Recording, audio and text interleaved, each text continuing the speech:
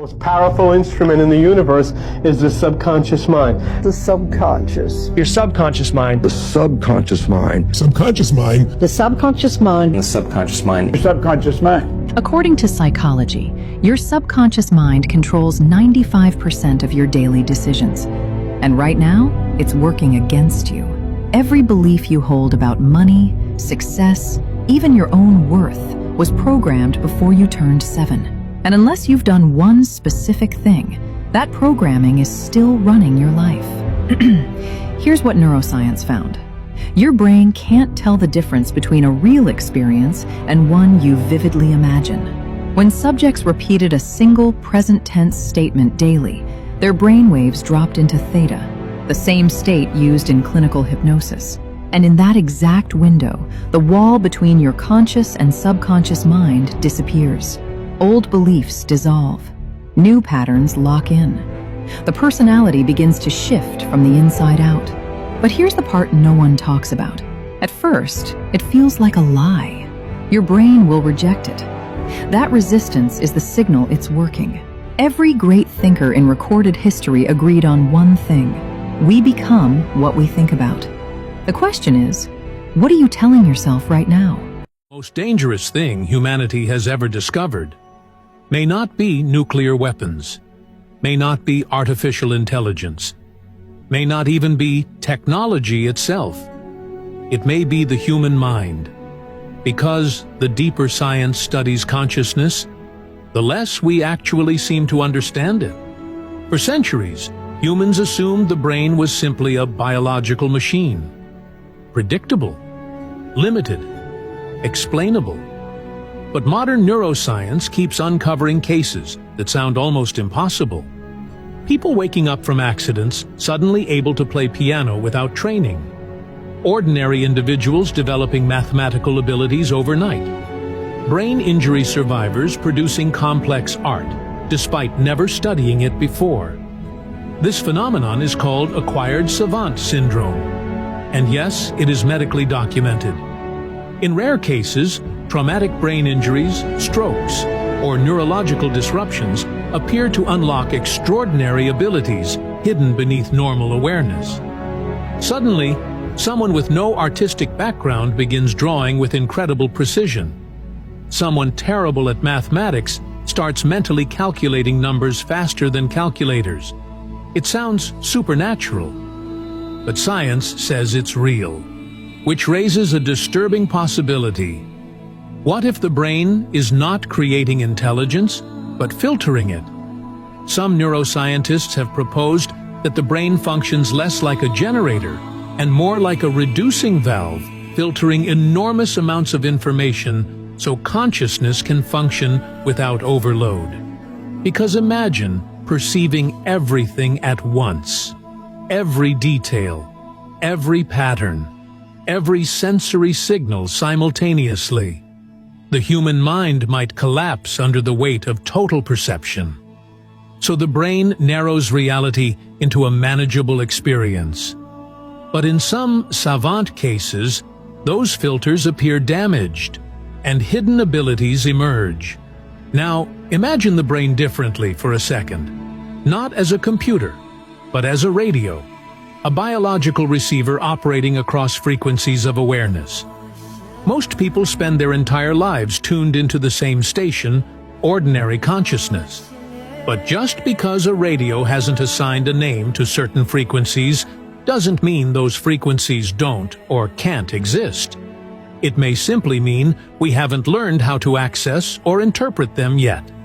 And strangely enough, this exact idea started appearing in places far outside religion or philosophy, including inside classified government research. During the Cold War, the CIA funded a real program known as Project Stargate. Its purpose? To investigate whether human consciousness could access information beyond ordinary sensory perception. Remote viewing, the ability to describe distant places, people, or events without physically being there. Now, to be clear, remote viewing has never been conclusively proven under mainstream scientific standards. But that does not automatically mean it is impossible. Because one major problem researchers faced was consistency. Many remote viewers described their experiences as unstable, spontaneous, or difficult to consciously control. Almost like trying to tune into a weak radio signal that fades in and out unpredictably. Sometimes accurate, sometimes completely wrong. And that may be exactly why intelligence agencies became interested in it. Not because they had mastered it, but because they wanted to. Because if even a small percentage of the results were genuine, the implications would be world-changing.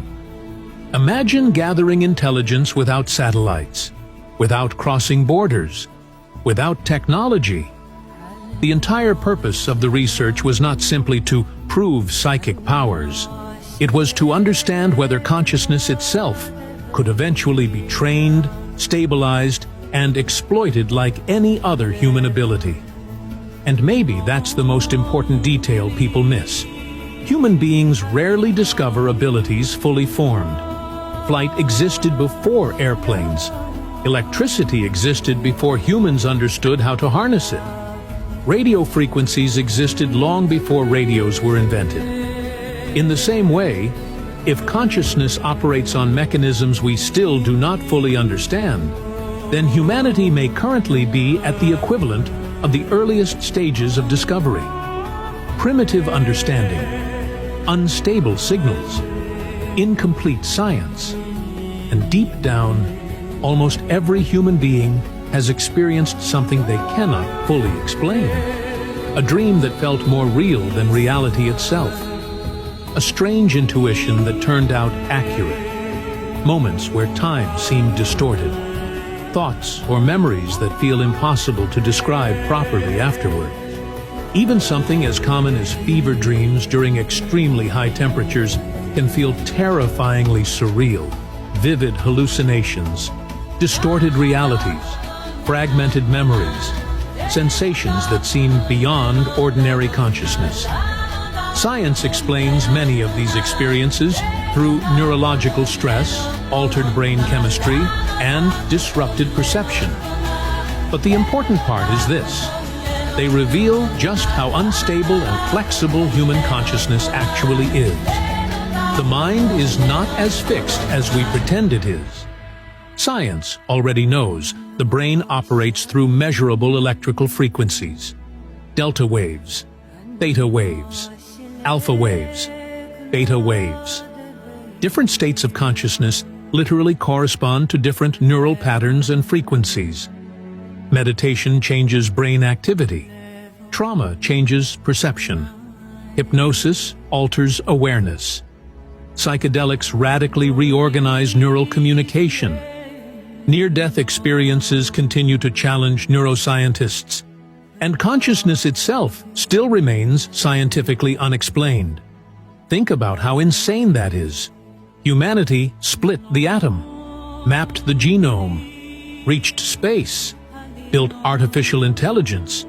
Yet we still cannot fully explain why awareness exists inside the brain at all. Maybe consciousness is simply biology. Maybe every strange experience has a material explanation we haven't discovered yet. Or maybe the human mind is more like a receiver than we realize. A receiver capable of tuning into frequencies we are only beginning to notice. And perhaps the real reason these ideas disturb people is because they force humanity to confront a terrifying possibility.